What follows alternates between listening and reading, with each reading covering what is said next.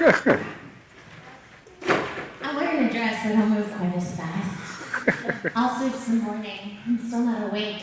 Normally, I do this panel at like 6 o'clock in the afternoon because it requires me to do all kinds of weird stuff with my voice. So I'm not awake yet. So you guys are going to get to warm up with me. It's going to be fun. I hope you're ready. For those of you who don't know who I am, although it'd be really weird if you're in this room, my name is Rial. I'm a voice actress for Everything? a lot of people. I worked for 80 Films, which is now Sentai. I think I can tell you that Sentai Film works. Funimation and Bang Zoom. I've done, I think I'm at 300 anime now. They have you listed at 304 on Anime News. I've done a lot of anime. I've also done some video games. If you guys have played Miss Explosion Man, I was Miss Explosion Man. I still like you as the sniper rifle. Oh yeah, it's Borderlands 2. I play the Morning Star. I'm the one that tells you that you're horrible. That is my family. That was a lot of fun. And then I have stuff coming up in the video game world, but I can't tell you about that because then I lose my job on do that. So just keep an eye out. You might hear me when you're killing people or something. I might be one of the people you kill. I might be a killer. Who knows? So what I do in this panel is I basically talk about all the stuff that we do that isn't lines. You know, a lot of times voice actors, people think voice actors, we just read what's on a page and then that's it. And yeah, that's a lot of it. You know, you have to act the lines and it's kind of improvisational because if you see it before you do it, you only see it once and you just kind of go. But we have to do a lot of other things as well. Like we have to fight, we have to cry, we have to play little critters. Sometimes that are based on real critters, sometimes that are flying big bunnies. So you never know what you're going to get. Sometimes you get a pet pet, sometimes you get a flying big bunny. So basically what we're going to do is we're going to talk about some of the different tricks that you need in order to do things that aren't speaking as a voice actor. And go over some of the different things we do, and then I'll give you examples, and then you guys can just ask me questions. Because I like it when you do the work. I know how to answer, especially this time of day. I know that technically for me right now it's noon, but because of the time change and everything, my brain thinks it's 7 o'clock in the morning. So it's going to take me a little while to wake up. But first things first, since it is so early for me, and I haven't spoken to anybody because it'd be really weird if I warmed up in my hotel room by myself, we're going to do some warm-ups. Yay! That's actually more enthusiasm than I expected. Usually people are like, oh, you're going to make me do stuff. Yay, Saturday morning, you guys are still into it. Tomorrow morning, everybody's going to be like, make her stop talking. So, one of the first warm-ups we're going to do is we're going to warm up our face. And what you want to do is you want to squoosh it up and then open it really big. And it's going to feel really stupid, and that's kind of the point. If I have to look stupid, you're all going down with me. So ready? On the count of 3, we're going to swoosh and we're going to open. So 1, 2, 3, swoosh and open. Swoosh and open.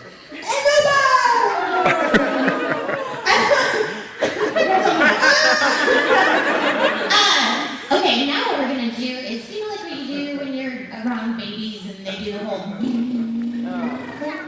Okay, we're going to do that for a little while. You ready? 1, 2, 3.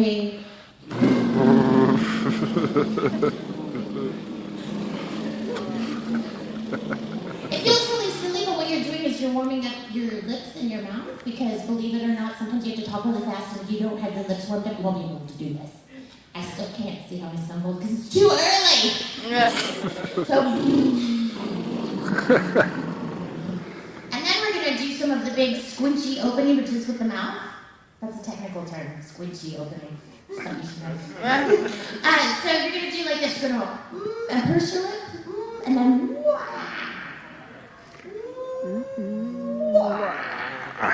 These are things I do in the car on the way to Funimation or on the way to Houston. So if you ever see a crazy lady next to you going, in my see. I was gonna try to do, well, there's like a rhyme one that we do called To Sit in Solemn Silence. You know that one. I was gonna say, are there any actors in here? Because you probably know it. So it goes like this. I'm not going to expect you to do this for me because it's really weird, but I'm going to do it because it helps me. Ready?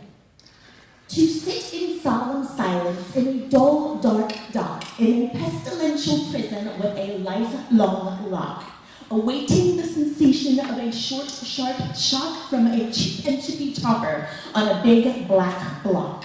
A big black block? A short, sharp shock from a cheap and chippy topper on a big black block. That was my teacher, Mr. Crump in high school, taught me that, and I use it every day because it does. It makes you enunciate, which can be a good and a bad thing in voice acting.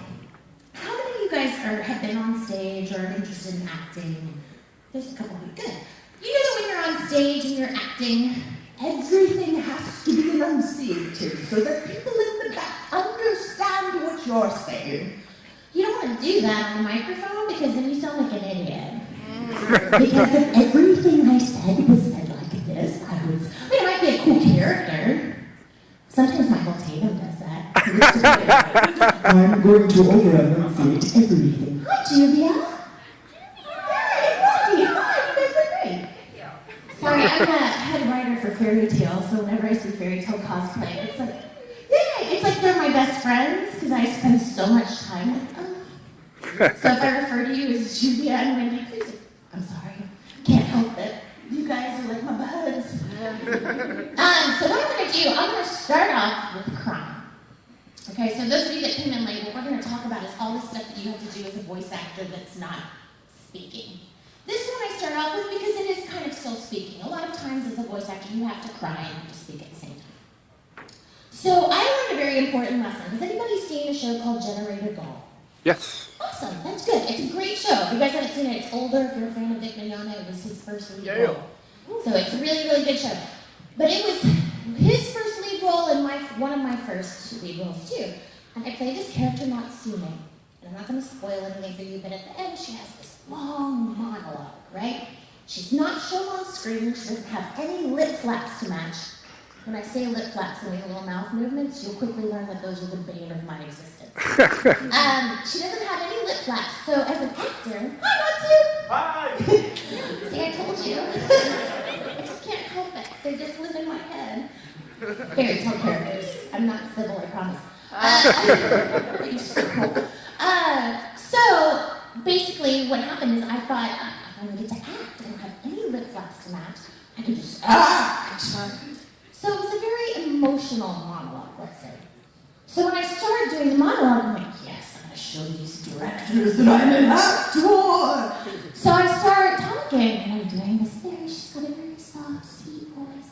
And the whole time I'm getting just a little more worked up about what's happening. And then it starts to climax, and I start crying,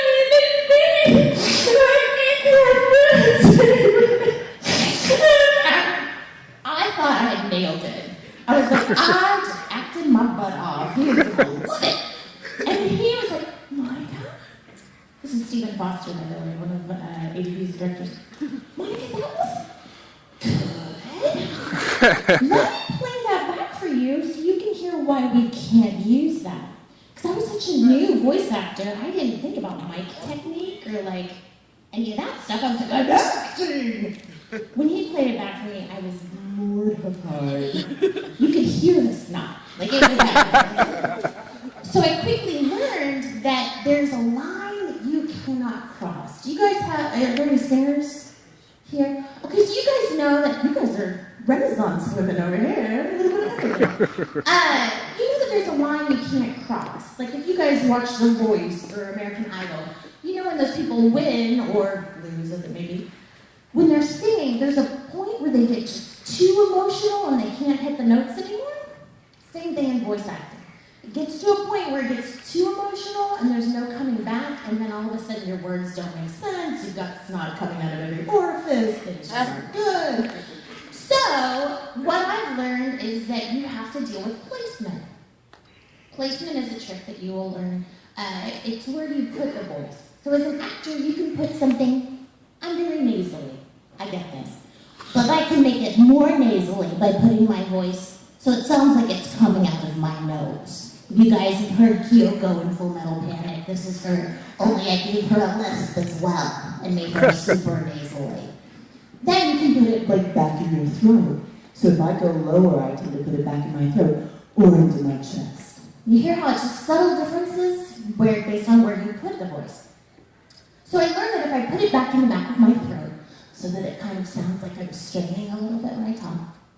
And then if you take your pauses between words, you know, like when you're really crying, sometimes you can't get the thought out all the way. And then you add a little shake to it. So somebody give me a very happy subject. Puppies, it's always puppies. Anybody friends and puppies, man? I love it though. So let's say I'm doing a very, very serious monologue about puppies. It would go something like this. You guys, I just wanted to let you know how much I love puppies. They're the cutest, fluffiest little balls of fur I've ever seen. And they melt my heart, you guys. So that's it. And I'm very trying to see me go from it doesn't mean that you don't put any emotion in it. There's still a lot of emotion. That's one thing I love about working in anime is that the storylines are so, I should say sometimes, so deep and so meaningful that you really get involved. Then there are other shows that are like, I love my brother, or whatever. Trust me. So yeah, it's one of those things where you have to put a little bit of emotion in there, and you certainly want to feel it as an actor, but you kind of have to do these tricks with your voice so as to not sound like a big old snotty mess. Another thing is fighting.